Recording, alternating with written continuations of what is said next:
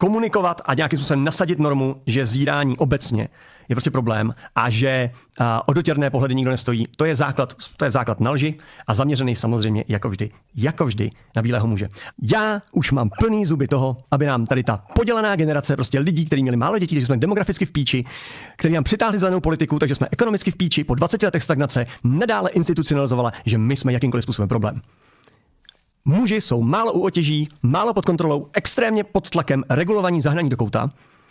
Je nás málo a nemáme absolutně žádný výhled na to, že budoucnost bude lepší.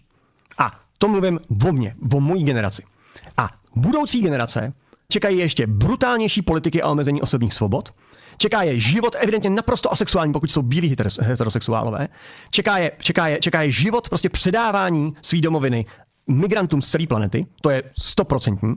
A do toho jim přidáte a zkusíte je omezit takovým způsobem, že se nebudou moc podívat ani na hezkou holku v tramvaji. Ani už milimetr levičákům. Už mám plný zuby. Hele, západní Evropa už dopadla, jak dopadla. Tam už prostě ulice jsou ovládnutý třetím světem.